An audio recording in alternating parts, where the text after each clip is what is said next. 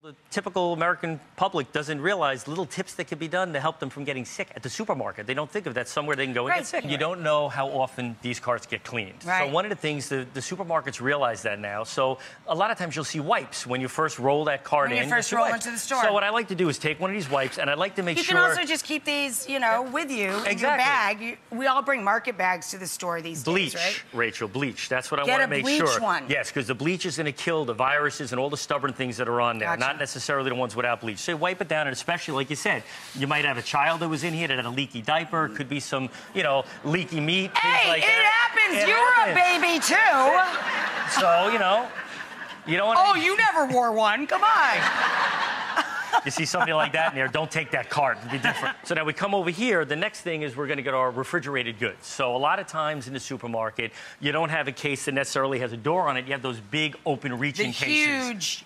Yeah, those big open chests. And I think we have a graphic of one of those. And on those, there's something called a load limit line or a cold line. And what that is basically a line that would be right in the inside here. Yeah, they can see in that graphic it's a stock to. It's a stock to line. You don't want to overstock the refrigerator. The manufacturers have it the way because you want to make sure the food stays cold so it doesn't develop doesn't spoil quickly, doesn't develop bacteria, things like that. So you always want to pick the coldest food.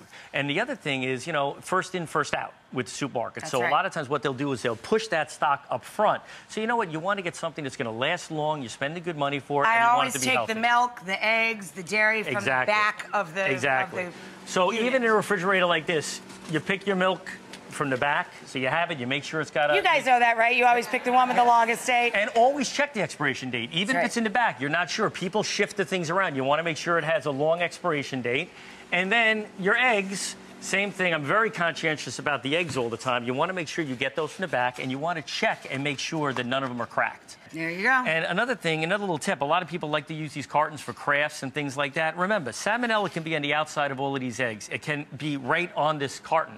So it's not a good idea to keep these cartons. The plastic ones you could rinse out. Some of the styrofoam ones, they're not the most healthy for the environment. But you know what? That's why it's better not to throw those out. You can clean those and use those for crafts.